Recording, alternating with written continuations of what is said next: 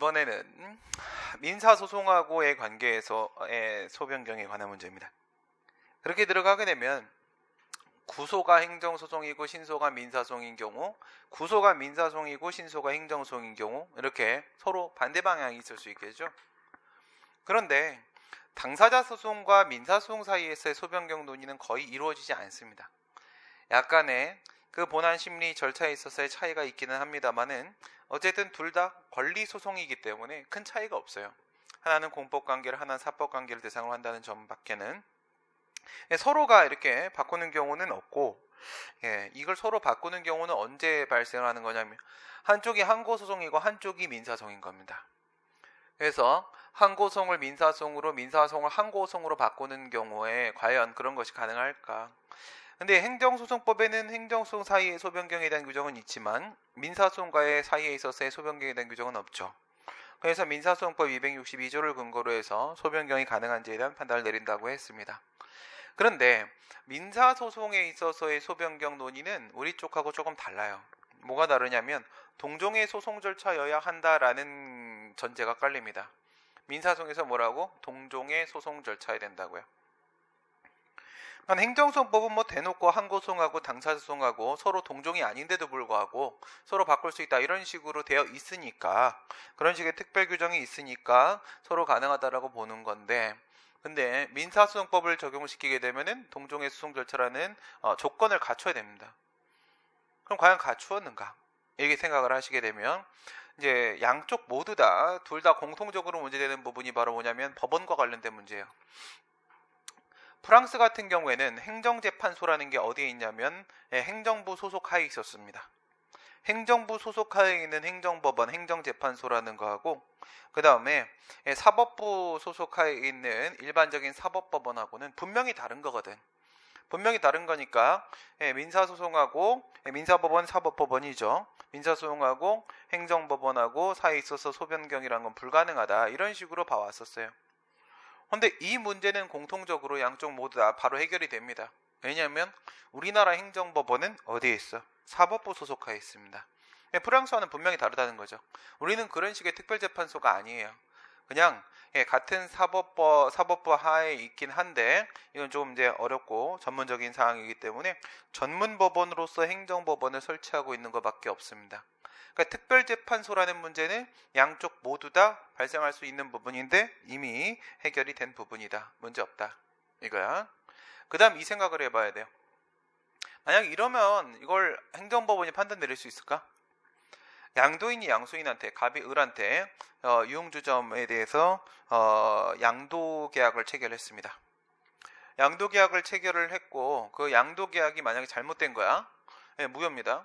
그런데 양수인이 양도계약을 체결했다라고 해가지고 영업자 지위승계 신고를 했어요.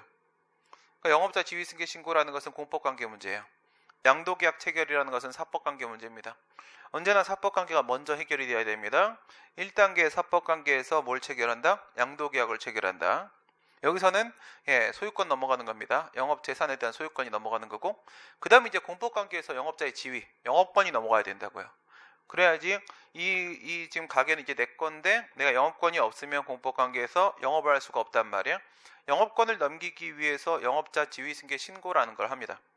그랬을 때 행정청이 그에 대한 수리처분을 해주게 되면은 영업자가 변경됩니다. 그래서 양수인이 이제 영업을 할 수 있게 됩니다. 근데 이 양도계약 체결 자체가 무효였던 거예요. 근데도 불구하고 양수인 을이 영업자 지위승계 신고를 했고 그에 대해서 행정청이 수리처분을 해준 거야. 그럼 양도인은 이건 아니다 라고 하면서, 만약에 뭐 행정고시 문제 같은 경우에는 이런 문제가 있어요. 양도인하고 양수인하고 친구야. 근데 양도인이 잠깐 여행 좀 다녀오겠다고 하면서 친구한테 가게를 맡기고 갔어. 열쇠랑 다 주고 갔단 말이야. 근데 그 책상 서랍 안에는 인감증명서랑 이런 게 다 들어가 있었어요. 근데 이 친구가 그거를 열고 인감증명하고 도장하고 찍어가지고 자기가 양수인, 친구가 양도인 이렇게 해가지고 양도계약서를 그냥 작성을 해버린 거야. 이걸 들고 가고 행정청한테 신고를 한 거지. 나 이거 양수 받았다. 그러면서 영업자 지위도 넘겨달라. 근데 수리처분을 한 거지. 그러면 행정청 입장에서는 알 수가 없잖아. 그래서 수리처분을 했습니다. 이렇게 되면 그 수리처분은 무효입니다. 왜냐하면 영업자 지위승계 신고의 신고 요건에는 실질적 요건으로서 유효한 양도계약 체결이 있어야 된다라는 부분이 포함되거든. 근데 이건 무효란 말이죠. 사법상의 행위는 법에 위반되는 잘못된 행위는 다 무효됩니다. 뭐가 없기 때문에, 공정력이라는 게 없기 때문에. 그러면 요건을 못 갖췄으니까 그에 대한 수리처분도 무효가 되는 거야. 그럼 이럴 때 무효확인송을 이렇게 제기하게 되겠죠. 그래. 이런 경우에 있어서 이 수리처분 무효확인송을 받은 법원, 수소법원인 행정법원이 사법관계에 대한 판단 내릴 수 있을까요, 없을까요? 사법관계, 즉 양도계약이 무효다라는 판단 내릴 수 있을까 없을까? 그 판단 내릴 수가 없다면 수리처분이 위법인지 무효인지에 대한 판단도 내릴 수가 없는 거잖아. 거기서부터 시작된 문제니까 당연히 내릴 수가 있다고요. 그래서 우리 판례도 뭐라고 얘기하냐면 양도계약이 무효라는 소송을, 양도계약에 대한 무효확인 소송을 민사소송으로 먼저 거치지 않고 바로 행정소송으로 수리처분 무효확인송을 제기한다고 하더라도 이것은 법률상 이익이 있다, 충분히 가능하고 협의의 소익이 인정된다. 이게 만약에 행정법원이 판단 내릴 수가 없다면 말이에요. 심사를 할 수가 없다면 사법관계 문제에 대해서, 그러면 이건 무조건 기각될 거 아니겠습니까? 100% 기각된 상황이라고 하게 되면 소액이 없어서 각하된다라고 얘기를 할 거란 말이야. 근데 법률상 이익이 있다라고 얘기합니다. 그렇습니다. 행정법원은 사법관계에 대한 판단을 내릴 수 있습니다. 우리 공법관계에서 처분의 적법 위법에 대한 판단을 하는 데 있어서 그 요건에 사법관계 문제가 포함되어 있는 경우들은 다수 있습니다. 따라서 행정법원은 사법관계에 대한 판단을 내릴 수가 있다는 거지. 그러면 반대로 민사법원이 처분에 대한 판단을 내릴 수 있을까요? 안 되죠. 구성요건적 효력 때문에. 그렇죠? 구성요건적 효력을 제거할 수 있는 것은 처분청과 행심위와 사법부의 취소성의 수소법원밖에 없다고 했죠. 누구는 안 되는 거야. 민사법원은 권한 없는 법원이기 때문에 처분의 효력을 무단히 부인할 수가 없습니다. 그러면 민사법원은 그 취소를 제기해봐야 취소 사건에 대해서 판단 내릴 수가 없는 거죠. 그렇다면 관할에 대한 문제는 어디서 어디로 갈 때 발생할까? 방금 전에 공통적인 관할에 대한 문제는 특별재판소와 관련된 문제였었어요. 그 문제는 해결이 된 문제라고 했습니다. 그럼 이제 그건 차치하고 버려요. 버리고 나면 이제 약간 미시적으로 들어와가지고 과연 이 법원이 재판권을 가지고 있는지에 대한 관할 문제로 다시 한번 들어옵니다. 들어왔을 때 2단계 들어왔을 때 행정법원은 사법관계를 판단할 수 있는데 민사법원은 공법관계를 판단할 수가 없단 말이에요. 그러면 민사소송을 행정소송으로 바꾸는 거하고 행정소송을 민사소송으로 바꾸는 거하고 어떨 때 문제가 생겨? 민사소송을 행정소송으로 바꿀 때 문제가 생기는 거죠. 왜냐하면 구소가 민사소송이잖아. 지금 구소가 민사소송이면 지금 법원이 무슨 법원이야? 민사법원이지. 근데 지금 뭐로 바꾸겠다는 거야? 행정소송, 취소로 바꾸겠다는 거지. 바꿔봐야 그 민사법원은 판단 내릴 수가 없어요. 재판할 수가 없거든. 이 문제 어떻게 해결할 것인가 문제가 하나 걸렸죠. 어디서 어디로 갈 때? 민사소송에서 행정소송으로 갈 때, 지금 얘기하는 행정소송은 항고소송입니다. 일로 간다고 했을 때 과연 관할 인정될 수 있겠는가? 이런 문제가 생길 수 있습니다. 동종의 소송 절차에 된다는 전제 때문에 그래요. 그다음 두 번째, 피고에 대한 문제가 생길 수 있어요. 피고. 동종의 소송 절차에 되는데 피고라고 했을 때 항고소송은 피고가 행정청이잖아요. 근데 민사소송은 권리소송이잖아요. 그러니까 피고가 권리주체인 행정주체가 될 거란 말이야. 그러면 피고가 분명히 바뀌는 건데 어떻게 이것을 동종의 소송 절차라고 볼 수 있겠는가? 이런 문제가 생길 수가 있겠죠. 먼저 이거는 둘 다 문제될 수 있는 거야. 피고는 민사를 행정으로 바꾸든 행정을 민사로 바꾸든 간에 이 상황부터 먼저 처리해 봅시다. 피고 정말 바뀌는 거 맞습니까? 행정청을 행정주체로 바꾸면 정말 피고가 바뀌는 걸까? 그럴 때 뭘 보시면 되는 거냐면 첫 번째, 행정소송법 13조 2항을 한번 생각을 해보세요. 13조 2항 우리가 피고 적격 배울 때 배웠던 내용이에요. 13조 1항 본문에서는 처분 등을 행한 행정청이 피고라고 했고요. 그 다음에 13조 1항 단서에서는 권한의 승계가 있을 때는 승계청이 피고가 된다라고 했고요. 그 다음 13조 2항에서는 행정청이 소멸하면 행정주체가 피고가 된다라고 했습니다. 그 13조 2항입니다. 행정청이 소멸해서 당사자가 사망을 한 상황인데도 불구하고 행정소송은 소송이 종료되는 것이 아니라 원래의 피고여야 했던 행정주체가 전면에 나서게 되는 거라고 했죠. 그렇다면은 그 행정청이라는 거하고 행정주체라는 게 서로 동일주체다라고 볼 수 있겠죠. 그치? 13조 2항을 근거로 해서 행정청에서 행정주체로 피고가 바뀐다고 해서 실제로 바뀌는 건 아니다 이거죠. 결국은 둘 다 동일 주체다 이겁니다. 그 다음 두 번째 문제는 33조입니다. 행정소송법 33조에 보게 되면은 뭐라고 되어 있냐면 피고인 행정청이 패소를 하게 되면 기각 판결이 나왔을 때 그때 소송 비용을 누가 부담을 한다라고 되어 있냐? 행정청이 부담을 하는 게 아닙니다. 그 소송에서 싸워서 진 건 행정청이에요. 근데 행정청이 재판 비용을 부담하는 게 아니야. 누가 부담을 하게 되는 거야? 행정 주체가 부담을 하게 된단 말이죠. 그러면 그 박근혜 사건에서 검찰에서 만든 하나의 논리가 있었죠. 뭐 있었어요? 경제공동체라는 논리를 만들어냈죠. 경제공동체. 결국 이 행정청과 행정주체는 지갑을 같이 쓰고 있는 거잖아요. 그럼 경제공동체는 하나의 주체라고 볼 수가 있는 거 아니겠습니까? 그렇기 때문에 33조의 소송비용의 부담에 대한 부분을 본다고 하더라도 결국 행정청과 행정주체는 서로 달라지는 게 아니다. 피고가 달라지는 게 아니라는 겁니다. 그러니까 눈에 보이기로는 항고소송의 피고는 행정청이고 그 다음에 권리소송으로서의 민사소송의 피고는 행정주체로 보이겠지만 결국 달라지는 게 아니다. 피고 문제 해결했습니다. 공통적인 부분에 있어서 관할과 관련된 문제, 특별재판소 문제 해결했죠. 그 다음 두 번째 피고와 관련된 문제 13조 2항과 33조를 근거로 해결했습니다. 그러면 이제 남아있는 거는 민사소송을 행정소송 쪽으로 바꾸는 부분에 있어서 과연 민사법원이 그에 대한 판단 내릴 수 있겠는가 이런 문제가 생길 수가 있어. 여기엔 판례가 있습니다.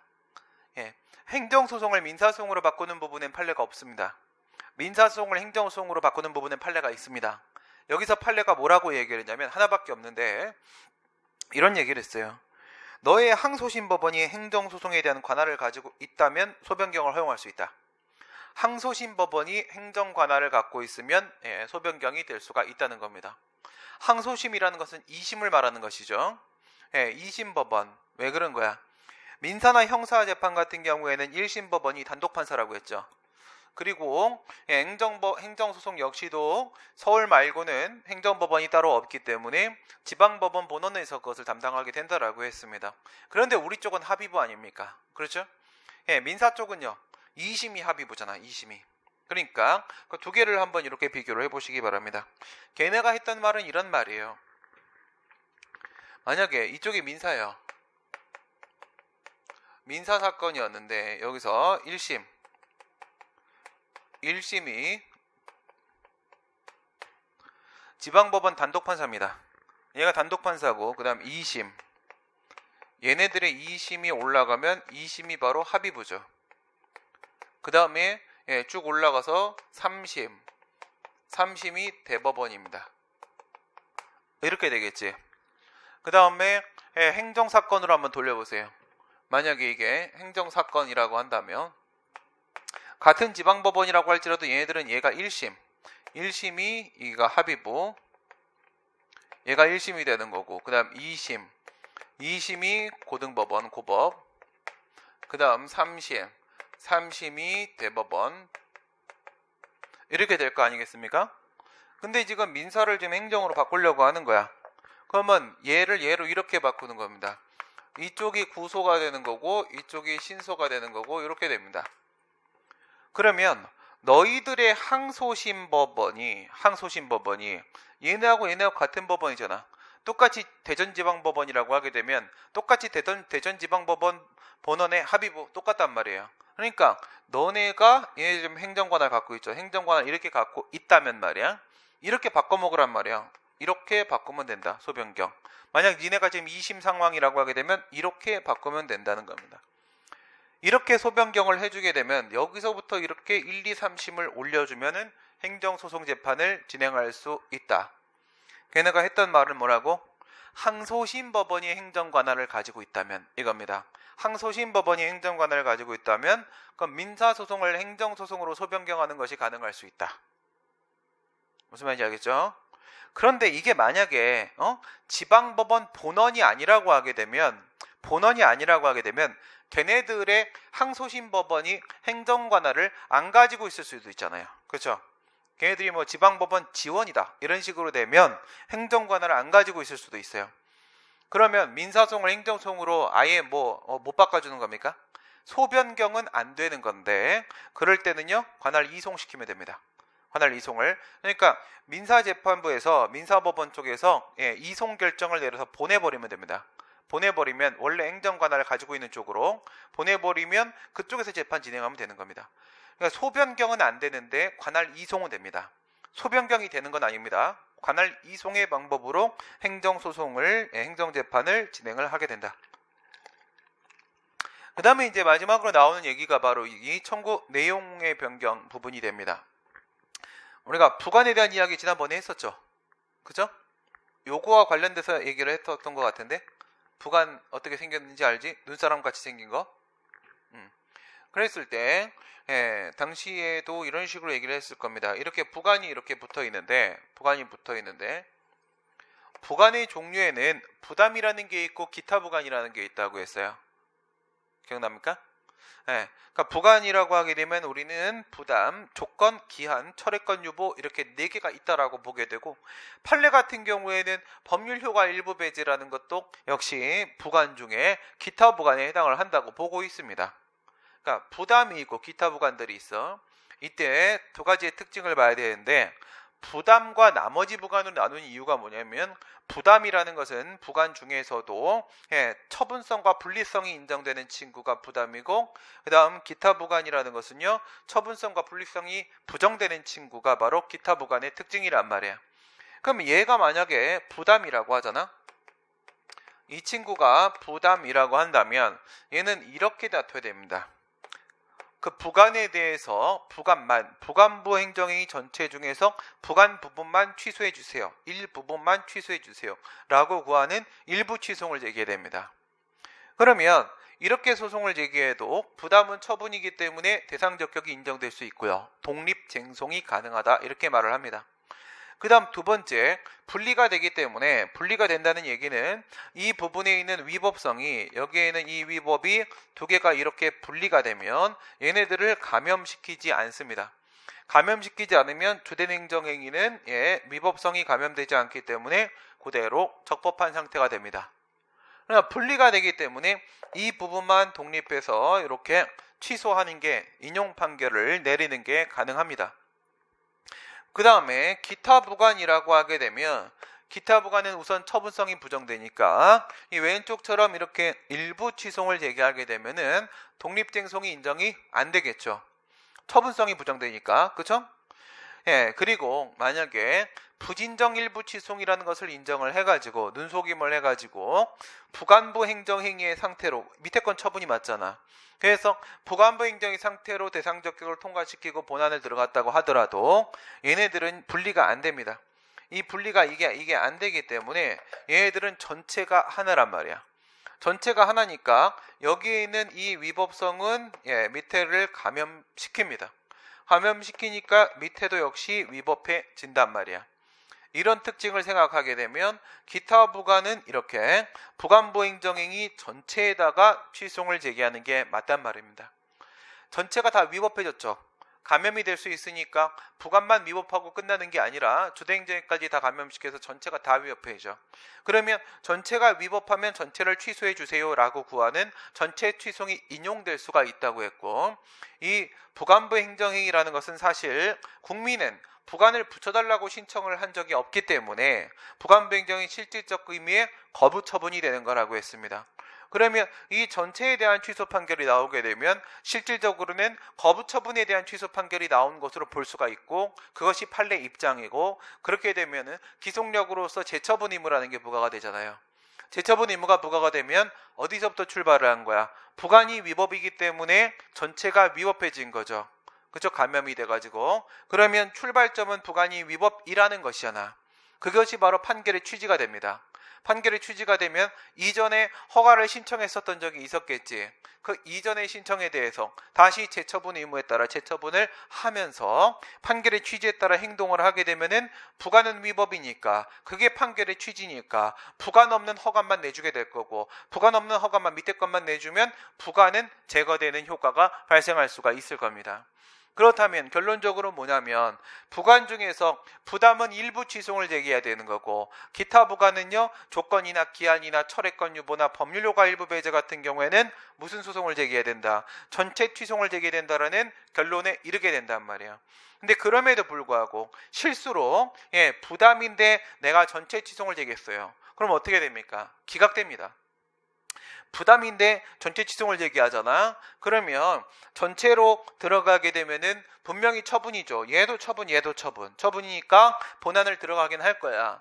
들어갔는데 부관이 위법이라고 하더라도 감염을 시키지 못하잖아. 전체 취소는 전체가 위법이면 전체를 취소해달라고 하는 거잖아. 전체가 위법이 되지 못했죠. 그러면 본안 요건을 못 갖춘 상태 아니겠습니까? 그러면 기각이 될 수밖에 없는 거지. 부담인데 실수로 내가 전체 취소를 제기했잖아. 그러면 뭘로 바꾸고 싶어지는 거야? 일부 취소로 바꾸고 싶어지는 거겠죠. 반대로 기타 부관인데 일부 취소를 제기하잖아요. 기타 부관인데 일부 취소를 제기하면 판례에 따르게 되면은 기타 부관은 처분이 아니기 때문에 일부 취소 제기하면 부관만 갖고 대상으로 소송을 제기한 건데 각하될 수밖에 없겠죠.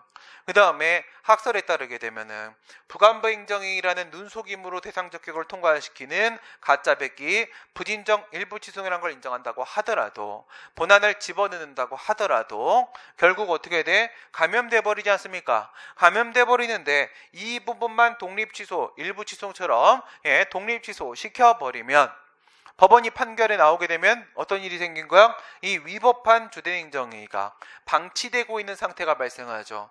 판결이 나오면 적법한 상태가 실현돼 줘야 돼요. 근데 판결이 나왔는데 위법한 상태가 방치되지. 그러면 그 판결이 위법한 판결이야. 그 판결은 잘못된 판결이거든. 위법한 판결이야. 그러니까 얘네들은 어떻게 기타 부관에 대한 일부 취소를 제기하면 독립 취소 판결이라는 인용 판결 내릴 수가 없어요. 기각돼 버린단 말이죠.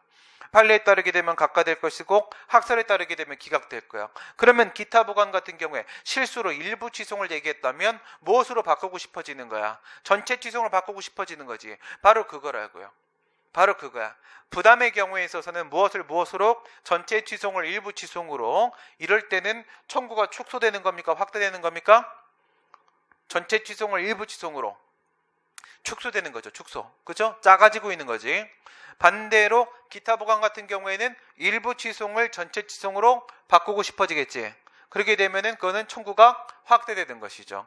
그래서 청구의 축소와 확대라는 청구 내용의 변경을 원할 때 또 소변경을 신청할 수 있습니다.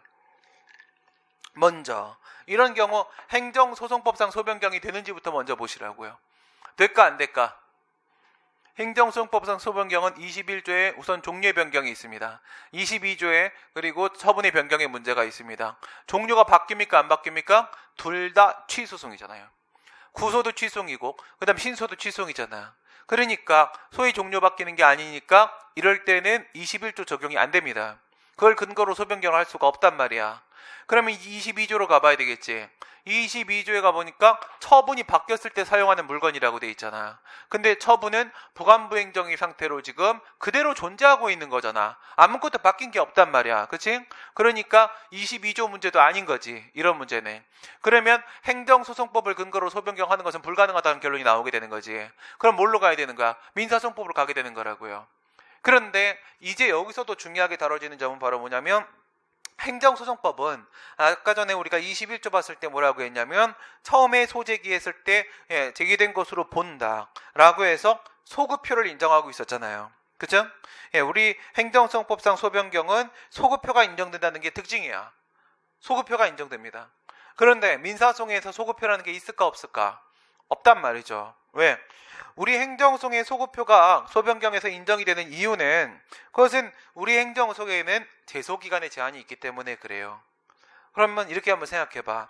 구소가 있었지. 원래는 뭐 해야 되는 거야? 따로 신소를 제기해야 되는 거잖아. 그러면 내가 지금 신소를 제기하는 시점에 내가 뭘 하게 되는 겁니까? 소변경을 신청하게 되는 것이죠. 신소를 제기하는 시점과 소변경을 신청하는 시점은 같은 시점이야.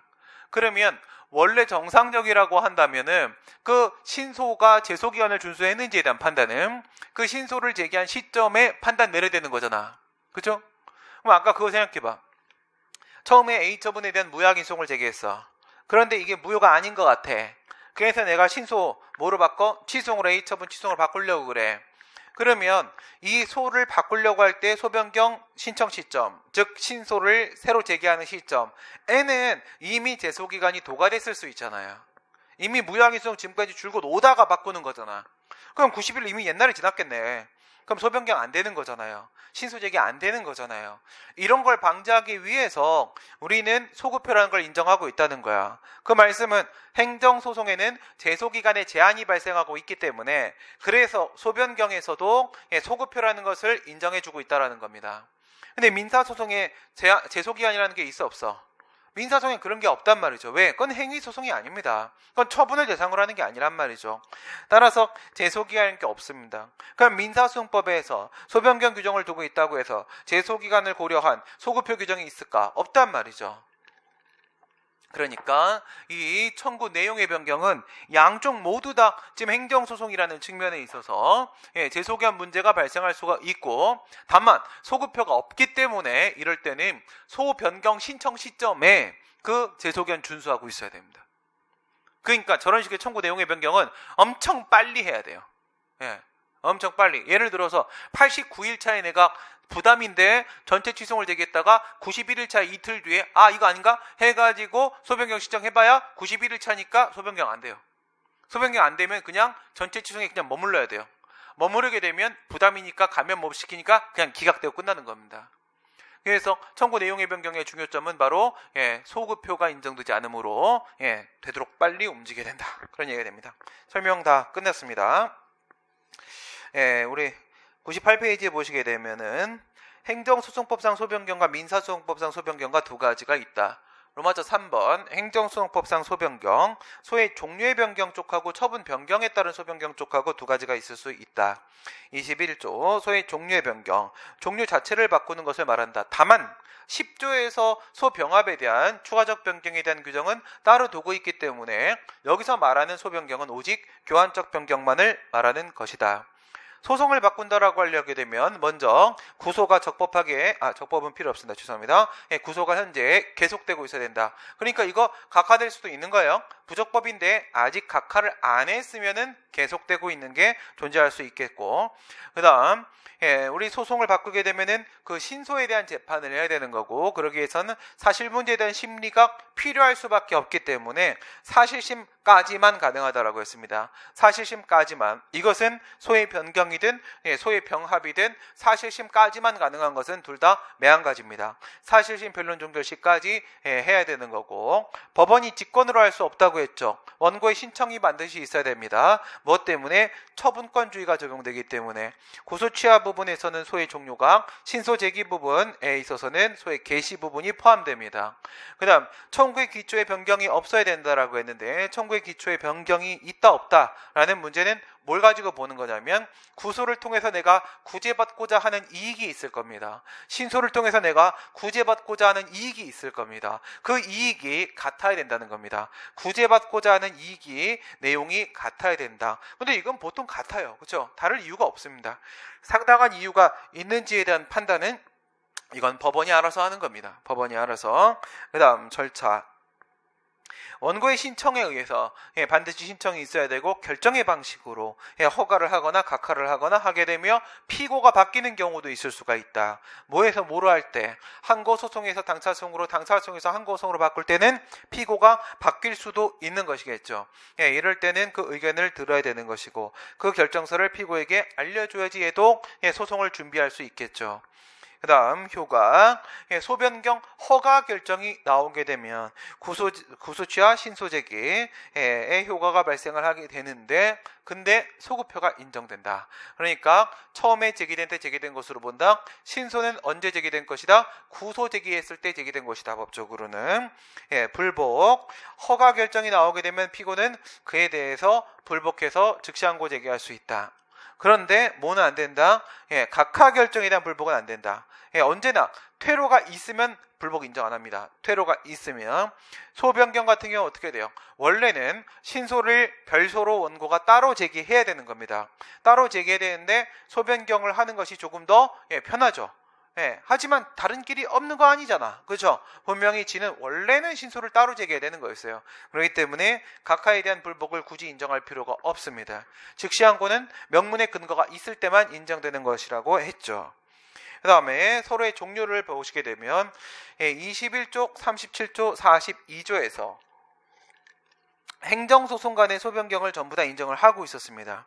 그런데 뭐는 없냐면 현행법상으로는 행정소송 간에도 무효확인 소송하고 부작위 위법확인 소송하고 사이에 있어서의 소변경을 인정하는 규정은 없습니다. 아래 내용을 한번 보시게 되면 박스 현행행정소송법 37조 취소송 외의한 고송이죠. 21조의 규정은 소의 종류 변경, 무효확인 소송이나 부작위 합한 소송을 취소송이나 당사소송으로 바꿀 때 적용시킨다라고 했어요. 그 얘기는 뭐야? 무효확인 소송과 부작위 합한 소송 사이의 소변경에 대한 말은 없는 거죠. 근데 크게 문제되고 있진 않습니다. 그 다음에 개정안을 한번 보도록 하겠습니다. 개정안에 보니까 무효등확인소송을 무효등확인소송 외의 항고소송 그러면 뭐 포함돼? 부작위 합한소송 포함되죠. 그 다음 당사소송과 모두 포함되어 있어. 민사소송도 포함되어 있단 말이에요. 민사소송도. 민사소송으로 변경하는 경우에 그냥 개정안에서 모든 문제 다 해결을 하고 있는 거예요.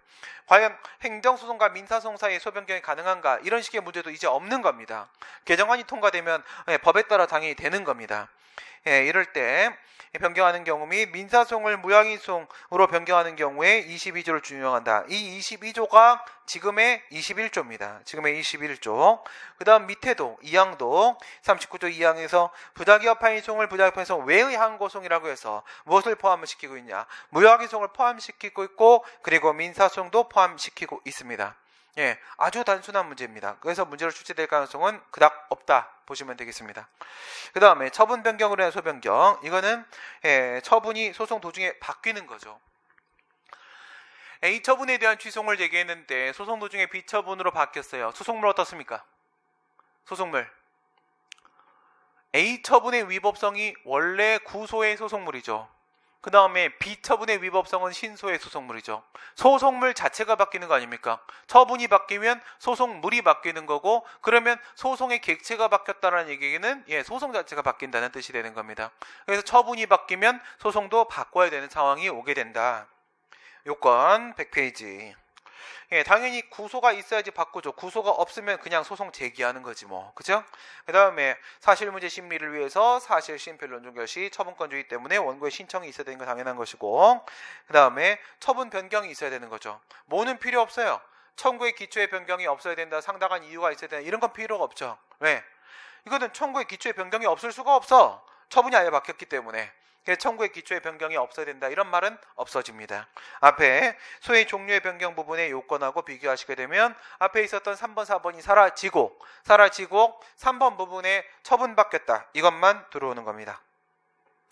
그 다음 60일 이내에 원고의 신청이 있어야 된다라고 했는데 이건 잘못된 겁니다. 책이 잘못됐다는 게 아니라 지금 현행법이 잘못된 거야. 101페이지 꼭대기가 보시게 되면 101페이지 현행 22조입니다. 법원은 행정청이 소송의 대상인 처분을 소가 제기된 후에 변경한 때에는 아까 봤던 거죠. 원고의 신청에 의해서 결정으로서 청구의 취지 원인의 허가를 변경할 수 있다. 그런데 언제 신청하냐? 1항 규정에 의한 원고의 소변경 신청은 처분 변경이 있음을 안달부터 60일이라고 돼 있죠. 잘못된 겁니다. 오른쪽에 보시면 개정안입니다. 개정안은 23조죠. 23조.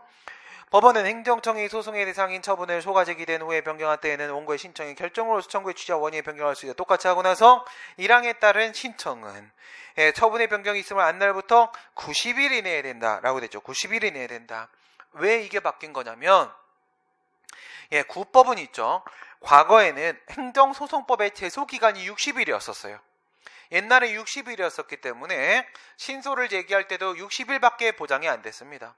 그러면 신소를 제기하는 것이나 여기서 소변경을 신청하는 것이나 결국 같은 기간이 보장돼야 되는 것이잖아. 그래서 그때 60일이었던 겁니다. 근데 그 후에 행정소송법이 제소기간을 개정을 해서 90일로 바꿨단 말이야. 바꿨는데 이 부분이 개정이 안 된 거예요. 이거 완전 실수거든. 그냥 이거는 입법자의 실수입니다. 그래서 그 실수를 지금 개정안에서 다시 수정을 하고 있는 거죠. 이걸 고친 겁니다. 하지만 지금은 어쨌든 60일이야. 지금은 어쨌든 60일로 돼 있는 거니까 잘못된 겁니다. 입법 과오인데, 하지만 60일로 돼 있는 건 60일로 돼 있는 거고, 문제에서는 60일이 맞는 걸로 출제됩니다. 당연히 60일, 현재는 60일이니까. 결정으로서 허가하는 것 똑같고, 그 다음 구소취하 신소 제기되는 것도 똑같고, 처음에 제기된 것 이것도 마찬가지입니다. 처분 변경으로 인한 소변경에 대한 문제라고 하더라도 여기에는 22조에는 소급표에 대한 규정이 별도로 없어요. 없는데 소급표 인정된다고 봅니다. 21조와 같은 상황이라고 봐서 유추 적용하게 됩니다. 유추 적용해서 22조에도 뭐가 적용된다? 소급표 인정된다. 알겠어요? 소급표 인정된다. 이런 경우가 많지는 않습니다. 제가 판례에서 한두 개 본 적이 있어요. 처분 변경되는데 뭔 놈의 소급표가 필요하냐? 필요할 때가 있더라고요. 필요할 때가 간혹 있을 수 있기 때문에 우선은 기억을 해놓습니다. 뭐라고? 22조 쪽도 소급표 인정된다. 이건 유추 적용 처리된 것이다. 이거고, 그 다음에 처분 변경의 경우에 있어서 행정심판 전치주의 물적 관련성에 대한 문제에도 불구하고 뭐가 필요 없다고 본다? 다시 행정심판을 거칠 필요는 없다. 아까 얘기했던 18조 사망 3호와 22조 사망이죠. 이건 처분 변경이 사실심 변론 종결 전에 이루어졌을 때 상황이었었습니다. 다음 피고는 허가 결정에 의해서 불복할 수가 없고 원고 역시 불복할 수 없다. 이건 또 왜 그럴까? 아까 원고 불복 못했죠. 앞부분에서 이유는 지가 따로 소송 제기하면 되는 거니까 퇴로가 있죠. 그럼 피고는 왜 불복 못할까요? 앞에서는 불복할 수 있다며. 여기는 지가 처분바꿨잖아요. 그죠? 자기가 처분바꿔서 소변경이 이루어지고 있는 상황이죠. 원고가 변심한 게 아닙니다. 지금. 그죠? 소의 종류를 바꾸는 건 원고가 이거 불리하겠는데 무효하게성 좀 불리하다. 그래서 취소를 바꿔야겠다. 이런 판단이 나오는 경우들이 있을 수 있지만, 하지만 지금 이거는 피고가 지가 지금 처분을 바꾼 상황입니다. 그렇기 때문에 피고의 불복도 허용하지 않는다. 부작위협 파이송을 거부 처분을 바꾸는 이 부분 매우 중요합니다. 우선 기본적으로다가 소송 도중에 처분이 변경된 경우에 소변경이 되는데 보시다시피 22조는 취소송이요, 38조 1항은 무효확인 소송이요, 44조 1항은 당사송입니다. 근데 뭐가 없다는 거야? 부작위 위법 확인송 쪽이 없습니다.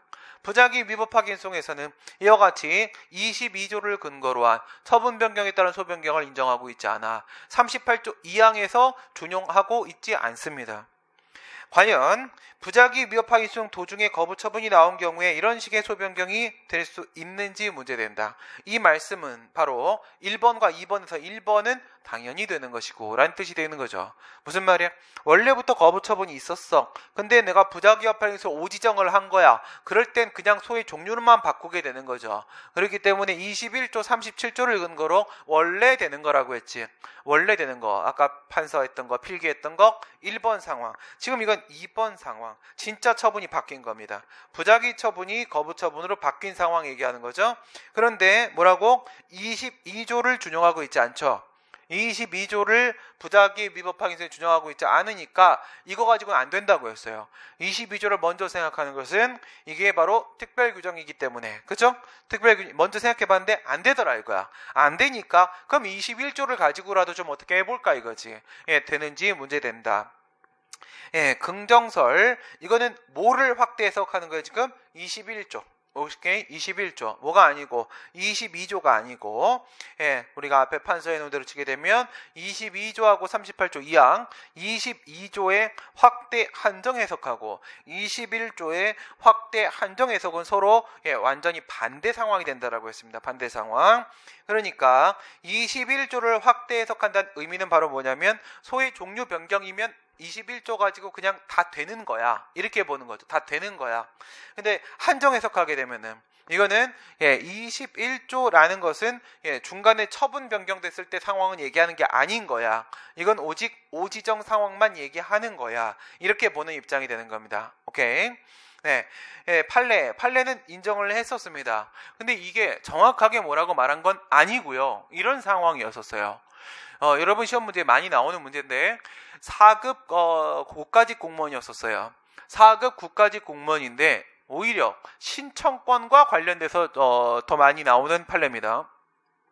이 사람을 3급 지방직 공무원으로 승진을 시켜주겠다라고 대내외에 다 공표가 돼버렸어요. 그런데 그때가 돼서 이 사람이 승진 신청을 했는데 근데 무응답을 하고 있더라 이거야. 무응답을 하니까 왜 그러십니까? 라고 불복해서 들어가려고 할 때 행정심판 전치주 적용되기 때문에 그래서 소청심사로 부작위에 대한 의무행심판을 제기했었어요 당시에. 거기서 기각이 됐단 말이야. 그래서 원처분 중심주의가 적용되니까 부작위 합헌이송을 제기했겠지. 제기를 했는데 도중에 갑자기 임용권자가 헛기침을 하는 거야. 이렇게 한 거지. 거부인가? 그래서 거부 처분 취소로 소변경을 해달라고 했어요. 해달라고 했는데 고등법원이 바꿔줬거든. 나중에 대법원이 거기에 대해 문제 삼지 않았어요. 인정했어. 그러면 인정한 거거든. 그래서 거부 처분 취소 바꿔줬어. 그래서 바꿔주고 나서 이제 얘 원고가 생각해보니까 이게 거부가 아니었나? 부작이었나 그냥? 이런 생각이 들어가지고 그 현재 있는 거부처분 취소 있죠. 이 거부처분 취소에다가 부작위 위협 행위를 병합해달라고 병합 청구를 했어. 그래서 병합 청구도 받아줬어요. 그 말에는 첫 번째 소변경도 인정했다라는 내용이 지금 들어가 있지 않습니까? 그렇기 때문에 판례는 부작위 위법 확인 소송 도중에 거부 처분이 나왔을 때 그 소변경을 허용했다라고 보는 것이 일반적인 입장입니다. 이렇게 인정을 하고 우리도 역시 인정되는 것으로 뭐로 21조 어쨌든 이것은 소종류 변경이 맞고 21조 그 어디에도 무슨 말이 안 나와? 오지정에 한해 소의 종류 변경을 허용하겠다라는 말이 안 나온다고. 이렇게 별도의 어떤 제한 규정이 없음에도 불구하고 그렇게 한정적으로 해석하는 것은 위헌입니다. 인정될 수 없습니다. 따라서 소의 종류가 바뀌는 경우면 21조를 근거로 다 된다라고 보는 게 우선 맞는 겁니다. 그 다음 101페이지로 갑니다. 민사소송법 262조를 준용할 수가 있겠는가? 이런 얘기가 나오는 것은 행정소송법의 소변경에 대한 규정이 어쨌든 등장하고 있잖아. 21조, 22조에서 그와 같은 내용이 나오고 있기 때문에 과연 이것이 배척하는 규정은 아닐까라는 문제가 생기는데 판례에 뭐라고 돼 있냐? 행정소송법 21조, 22조가 정하는 소변경은 민사소송법상의 소변경을 배척하는 건 아니야. 8조 2항이 존재하고 있는 이상 민사소송법을 당연히 준용할 수 있는 거야. 행정소송법에 있는 소변경이라는 것은 하나는 행위소송, 하나는 권리소송 이렇게 동종의 소송 절차가 아니라고 하더라도 소변경을 허용하고 또한 소급표를 인정하고 이런 식의 특수한 특별한 절차들이 있기 때문에 별도 규정을 두고 있는 것뿐이고 이에 해당 사항이 없는 것은 당연히 준용할 수 있는 겁니다. 그러니까 우리가 민사소송법에 대한 문제로 넘어갈 수 있다. 3번 가시게 되면 그래서 민사소송과의 과의 소변경이 과연 가능할 것인가? 이렇게 들어갔는데 민사소송에 대한 소변경 내용이 현재 없다. 행정소송법에. 그래서 민소법으로 갈 수밖에 없었다. 판례는 어디밖에 없다라고 했어요? 민사소송을 행정소송으로 바꾸는 쪽밖에는 없다고 했습니다. 민사소송을 행정소송으로. 거기 양가로 2번 이건 뭐냐면 양가로 2번은 행정소송법 개정안이 만약에 통과가 되면 지금 당사소송 몇 조 있습니까? 당사소송이 현재 문제가 되고 있는 게 국가배상 청구 소송하고 두 번째 부당이득 반환 청구 소송하고 그리고 손실보상 청구 소송하고 이 세 개거든. 국가배상, 부당이득, 손실보상 세 개는 우리 판례가 민사소송으로 보고 있어요. 학설은 무엇으로 보고 있고 당사소송으로 보고 있고 판례는 무엇으로 보고 있고 민사소송으로 보고 있고 차이점이 뭐라고 했지? 원인과 결과 중에 어디에 초점을 맞출 것인가 이거죠. 국가배상도 손실보상도 부당이득도 우리가 얘기하는 것은 공법상 부당이득 반환 청구소를 얘기하는 것이기 때문에 원인은 다 공법적 원인에 기하고 있습니다. 그런데 국가배상법이 법전에 보게 되면 민법편에 있고 그 다음 부당이득 반환 청구권에 대한 것은 민법 741조에 있고 그러다 보니까 그 소송물 주장하는 권리는 사건 아니냐 이렇게 보는 게 바로 판례 입장이란 말이에요. 어디랑 어디에? 원인과 결과죠. 원인에 초점을 맞추면 그것은 공권의 문제고 당사소송, 결과에 초점을 맞추면 그것은 사건의 문제고 민사소송 이렇게 되는데 판례가 민사소송으로 보고 있단 말이에요. 판례가.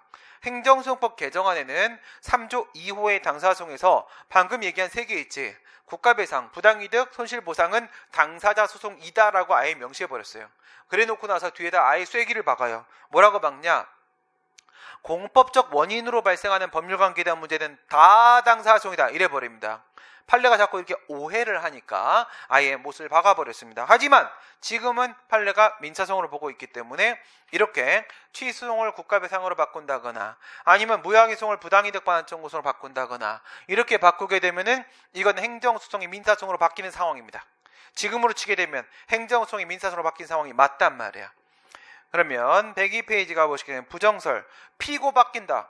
야, 항고송은 피고가 행정청이고 그 다음에 민사소송은 피고가 행정주체 아니냐. 피고 바뀌는데 이건 동정의 수송 절차가 아니지 않냐. 이런 주장을 할 수도 있고요. 그 다음 뭐 특별재판소 이런 얘기를 꺼내지 않는다고 하더라도 얘네들 민사법원 아니냐. 얘 단독 판사 아니냐. 이런 주장 나올 수 있겠죠. 관할 바뀌는 거 아니냐. 그 다음 긍정설 보시게 되면 피고의 실질에 있어서 뭐랑 물어본다? 13조 2항하고 33조를 보라고 했죠. 예, 피고는 실질에 있어서 그 행정청과 행정주체가 서로 다르지 아니하다.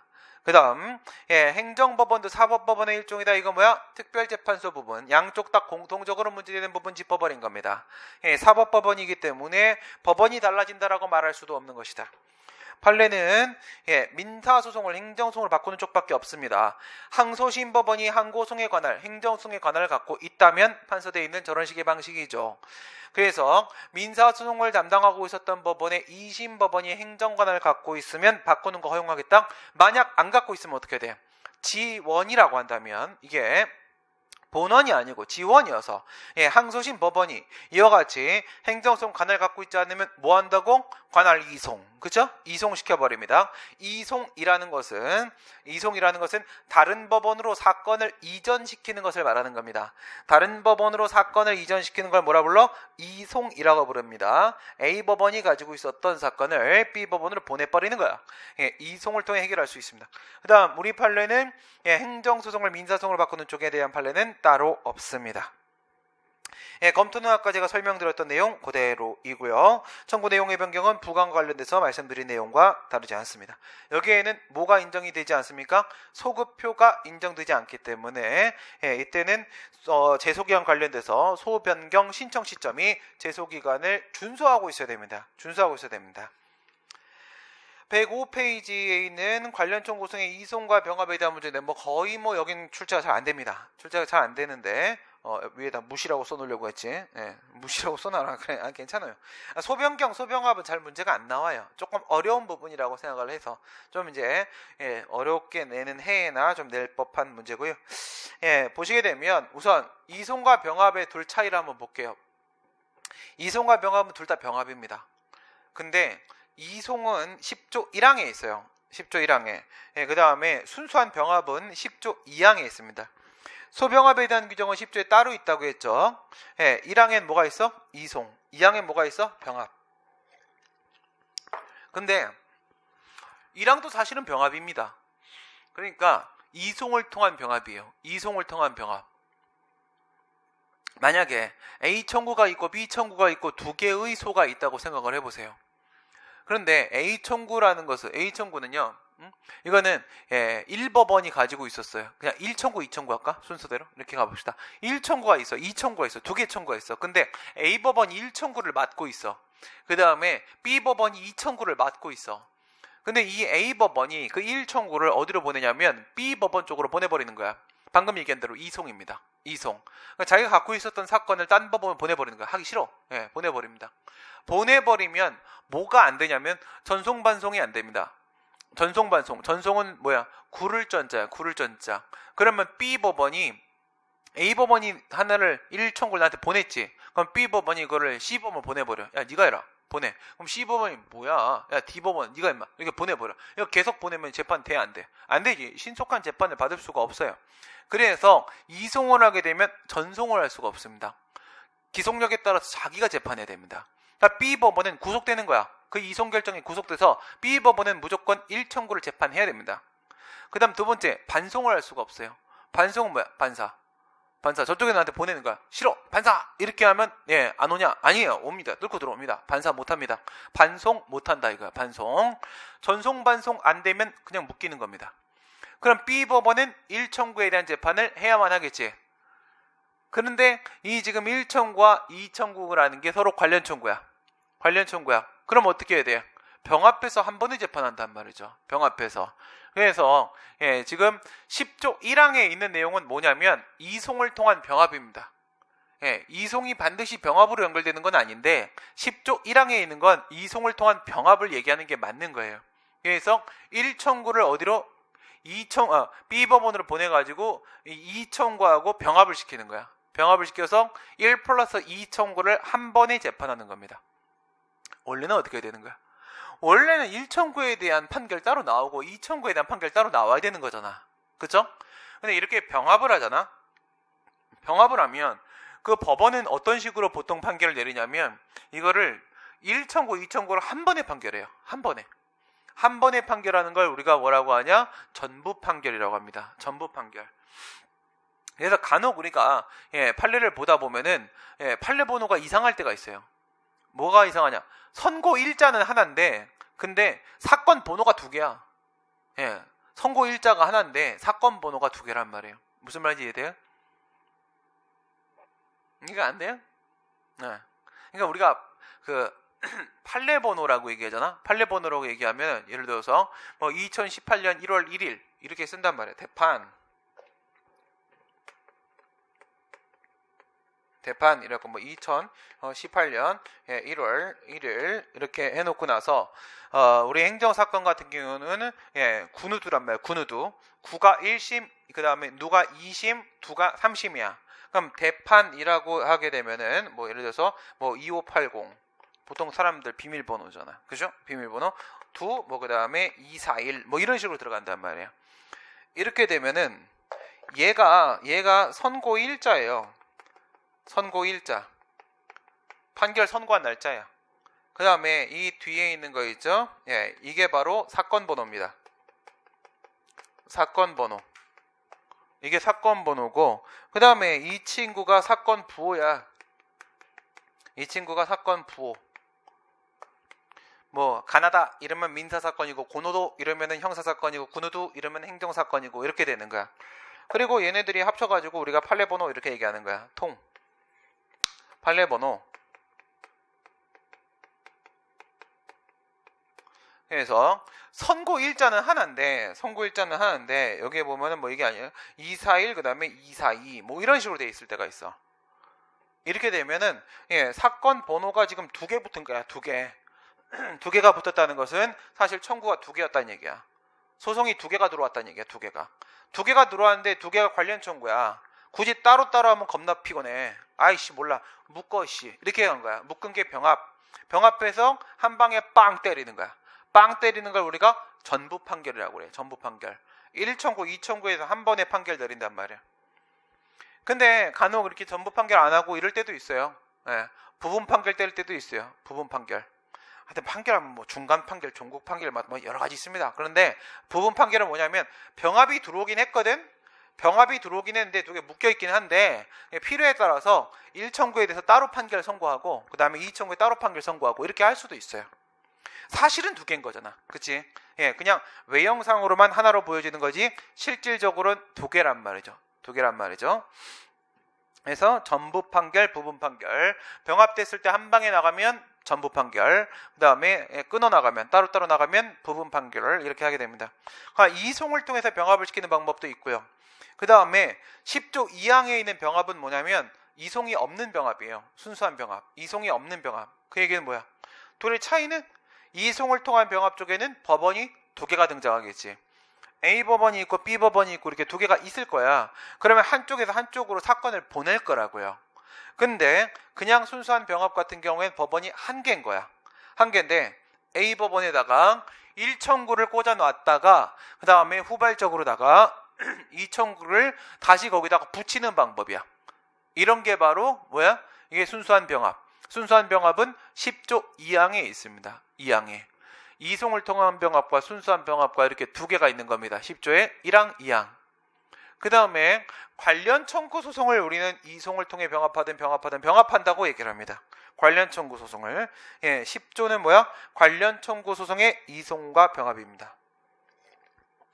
관련 청구다. 우리 아까 전에 소 변경할 때 민사소송에서는 뭐 해야 된다라고 했어요? 동종의 소송 절차해야 된다라고 했죠. 그거는 병합에서도 마찬가지야. 병합에서도 민사소송에서의 소병합, 청구병합이라고 하게 되면 역시 동종의 소송 절차 간에만 소병합이라는 게 허용된다라고 봅니다. 그런데 우리 행정소송은 하여튼 뭐든 다투기 하잖아. 다투기 하기 때문에 우린 동종의 소송 절차가 아니어도 돼요. 아니어도 됩니다. 우리 아까 10조 봤을 때 관련 청구로 뭐뭐 있었냐면 거기 보면은 국가배상도 있었고 부당이득도 있었고 원상회복도 있었고 이런 것들이 있었어요. 그게 바로 다 민사소송입니다. 그러면 취소소송하고 민사소송하고 동종의 소송 절차가 아니잖아요. 그러니까 민사소송까지도 관련 청구라는 이름으로 확대시키고 있는 거야. 근데 관련 청구라고 해서 이게 언제나 확대만 되는 것이냐, 병합의 범위가? 그건 또 아니에요. 관련 청구라고 해서 아예 규정을 해놔버렸기 때문에 그 과정에서 병합의 범위가 축소되는 부분도 있어요. 민사소송이라는 게 추가된다, 포함된다라는 측면에서는 병합의 범위가 확대된 측면도 있고요. 근데 동종의 소송 절차인데도 불구하고 관련 청구 안에 포함을 안 시켜가지고 그 부분이 제외돼갖고 병합의 범위가 결국 축소된 부분도 없지 않습니다. 아무튼 우리 행정소송에서의 병합은 무슨 병합이다? 관련 청구의 병합이다. 관련 청구의 병합이다. 그럼 관련 청구에는 어떤 것들이 있느냐? 배당상표 재개 이렇게 했습니다. 배당상표 재개. 배당상표 재개는 상표권에 대한 배당을 전부 다 재개가 싹쓸이에 가버렸다는 겁니다. 짜증나는 거예요. 그쵸? 그래서 우리가 병합을 하는 겁니다. 배당상표 재개 뭐라고? 상표권에 대한 배당을 전부 다 재개가 다 싹쓸이에 가버렸다. 배당상표 재개. 배 국가배상입니다. 당 부당이득입니다. 상 원상회복이고요. 표리관계입니다. 재 처분과 재결이고요. 개 단계적 처분입니다. 머릿속으로 생각해 볼게요. 첫 번째 국가배상입니다. 국가배상, 내가 3개월 영업정지 처분에 대한 취소를 제기했습니다. 주된 청구입니다. 이게 본체가 되는 거야. 본체 수송입니다. 여기에다가 정지기간 동안 영업을 하지 못해가지고 발생했던 손해 부분에 대한 국가배상 청구를 병합한다 이거야. 영업정지 취소송에다가 뭐를 병합하는 거야? 국가배상을 병합하는 겁니다. 국가배상을. 그 다음 두 번째, 만약에 나한테 보험료라거나 과징금이라거나 부가처분이 나왔어요. 그 부가처분이 위법한데 무효야. 그래서 무효항의소송을 제기합니다. 근데 내가 돈을 이미 냈어. 낸 돈도 돌려받고 싶겠죠. 그러기 위해서 부당이득 반환 청구송을 병합을 합니다. 그 다음에 결과제거 청구입니다. 결과제거 청구. 예를 들어 가지고 내가 만약에 전염병 환자라고 오인돼 갖고 오해를 받아 가지고 강제 격리를 받았습니다. 그래서 내가 지금 서울대학교 병원에 격리되어 있습니다. 그럼 강제 격리에 대한 취소를 제기하겠죠?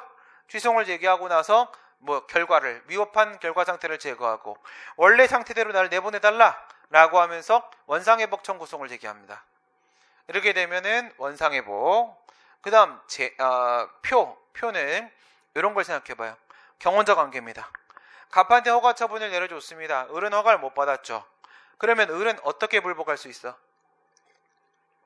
갑에 대한, 경원자에 대한 허가 처분 취소를 제기할 수 있지. 또 뭐도 제기할 수 있죠? 자신에 대한 거부 처분에 대한 취소를 제기할 수도 있죠. 그럼 이렇게 생각을 해봐. 만약에 갑은 허가 요건을 갖췄다고 생각해서 허가를 내준 거고요.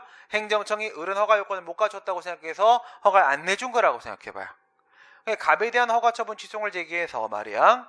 근데 취소를 제기했지. 갑에게 한 허가가 위법일 수도 있겠지. 근데 행정청의 판단에 따르게 되면 을은 허가 요건을 못 갖춘 사람이잖아. 그러면 갑에 대한 허가 처분을 취소한다고 하더라도 을은 허가를 받을 수가 없는 입장이죠. 그러면 이런 건 뭐야? 권리구제 가능성이 확실히 없는 경우야. 그러니까 이건 남을 그냥 괴롭히는 의미밖에 없는 거예요. 명백한 법적 장애 요인이 있다라고 지금 확인이 되고 있는 거예요. 그러면 협의 의석이 없겠지. 그럼 반대로 이것만 생각해봐. 거부 처분에 대한 취소를 제기했습니다. 그럼 나 허가 요건 갖췄는데 왜 허가 요건 못 갖췄다고 거부한 거예요? 이렇게 내가 소송을 제기했어. 근데 너 허가 요건 갖춘 거 맞구나 라고 해서 거부 처분의 취소 판결 나오지. 물론 판례에 따르게 되면 뭐라고 했어? 협의 속에서 우리 이런 얘기 했었죠. 저 시장 안에 한 명밖에 못 들어가는데 이미 갑이 들어가 있는 건 맞다. 하지만 이전에 신청에 대해서 다시 재처분하는 과정에서 이렇게 돼버리면 둘 다 허가 요건 갖췄던 거잖아. 옛날 때. 그러면 둘을 재우열 심사를 해볼 수밖에 없고 재우열 심사 과정에서 거꾸로 을이 이길 수도 있는 거야. 을이 이기면 갑에 대한 허가를 취소하고 을에게 허가를 내줄 수도 있죠. 이런 부분에서 판례가 뭐라고 해서 권리구제 가능성이 확실히 없는 경우만 아니라면, 확실히 있는 경우는 아니지만 확실히 없는 경우만 아니라면 소이익을 인정할 수 있으니까 이 거부처분 지정을 받아준다 라고 했단 말이야. 하지만 이렇게 생각해봐. 그렇다고 해서 확실히 있는 건 아니잖아요. 확실히 있게 만들려면 어떻게 해야 돼요? 갑에 대한 허가 처분이 위법이라고 주장을 해서 그것을 취소시켜버리면 본인에 대한 거부처분에 대한 취소 판결을 받는 순간 자기밖에 없으니까 확실히 권리구제를 받을 수도 있을 거 아니겠습니까? 둘은 무슨 관계야? 상호 보완적인 표리 관계입니다. 그죠? 그래서 갑에 대한 허가 처분 취소과 그 다음 을에 대한 거부처분 취소를 병합하게 되면 이건 표리 관계를 맺고 있다. 표리 관계, 그죠? 안쪽 바깥쪽 관계다. 안쪽 바깥쪽 관계니까 이건 결국 같은 사건에 대한 거잖아요. 그러니까 이건 병합할 수 있습니다. 그 다음 두 번째 재입니다. 재, 처분과 재결이야. 처분과 재결. 만약에 이런 경우 생각해 보세요. 내가 행정심판을 청구했어요. 나한테 과세처분이 1,000만 원이 나왔거든. 나한테 왜 1,000만 원 왜 합니까? 이게 심판을 제기했어. 국세청장한테 심사 청구를 했더니 국세청장이 그러는 거야. 이 싸가지 없는 새끼. 돈 내려면 내는 거지. 왜 이렇게 말이 많아? 안 되겠네. 그래갖고 2,000만 원으로 증액을 했습니다. 이렇게 증액을 했다라고 했을 때 처분하고 재결하고 비교를 한번 해보세요. 그러면 원처분으로서의 1,000만 원, 기존의 1,000만 원 부분을 제거하려면 내가 처분 취소 제기해야 되죠. 근데 또 위법하게 지금 증액된 1,000만 원 부분을 제거하려면 나는 재결 취소 제기해야 되죠. 그러면 나는 원래 세금 부과 대상이 아니에요. 이러면 나 2,000 다 제거해야 되잖아. 그럼 처분 취소하고 재결 취소하고 둘 다 제기해야 되는 거잖아요. 이럴 때 병합하라고. 결국 한 사건이잖아. 그죠? 예, 그 다음에 만약에 철거 명령이 나왔어. 그리고 나서 내가 자진 철거를 안 하니까 대집행이 들어간 거예요. 계고 확정 실행 비용 이렇게 들어갑니다. 그래서 만약에 철거 명령에 대한 소송하고 그 다음 계고에 대한 소송하고 확정에 대한 소송하고 실행에 대한 소송 이런 것들은 결국 무슨 사건이에요? 한 사건이잖아요. 한 사건이기 때문에 소송을 두 개를 제기하게 된 상황이라고 한다면 이건 병합해서 제기하는 게 맞겠죠. 만약 이걸 내가 스스로 병합해서 제기하지 않았다면 각각의 법원에 제기했다면 그럼 한쪽 법원이 한쪽 법원으로 뭐 하겠어요? 이송시켜 버리겠죠. 그죠? 그래, 좋아. 그러면 지금 이제 전반적인 얘기는 했고요. 그럼 이렇게 한번 생각해 보세요. 이송을 통해서 병합을 하든 아니면 내가 병합을 하든 간에 말입니다. 본체가 있고 그리고 관련 청구가 있는 거예요. 그러니까 병합을 시키는 본체가 있겠지. 그런 걸 우리가 주된 청구라고 합니다. 주된 청구. 본체 소송이 되는 걸 우리가 주된 청구라고 그래. 그 다음에 관련 청구가 있는 거야. 이랬을 때 10조 1항 1호에 있는 관련 청구는 배당상이야. 배당상. 국가배상. 그 다음 부당이득. 그 다음 원상회복. 얘들은 민사소송입니다. 판례에 따르면. 그 다음에 표재계 있죠. 표재계. 표리관계. 처분 재결. 그리고 단계 처분. 얘네들은 관련 청구도 취소해요. 그죠? 관련 청구도 취소입니다. 우리가 이거를 이송의 측면에서 한번 생각해 봅시다. 이송의 측면에서. 이렇게 봐봐. A법원 쪽이 지금 원래 취소입니다. 그 다음 B법원 쪽에 관련 청구가 들어가 있는 거야. 이렇게 돼 있어.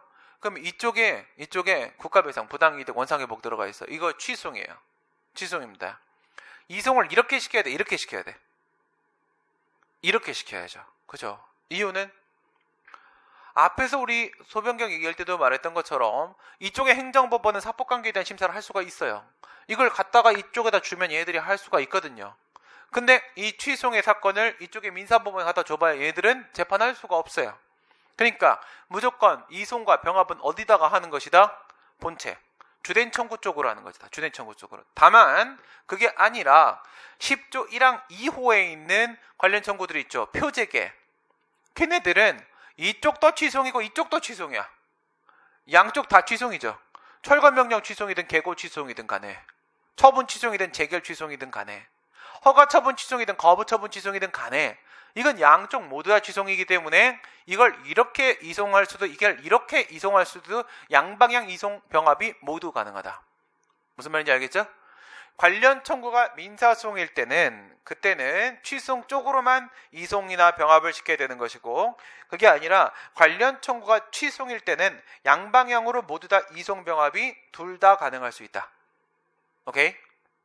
어렵지 않죠? 네, 여기까지 하시고 잠깐 쉬었다가 내용 뭐 쭉 읽어보시면 별거 없습니다. 지금 설명한 게 거의 대부분의 내용입니다. 보고 나서 또 중요한 처분사유 추가 변경, 이게 또 제일 많이 나오는 부분입니다. 처분사유 추가 변경으로 넘어가도록 하겠습니다. 네, 5시 10분에 다시 시작하도록 하겠습니다.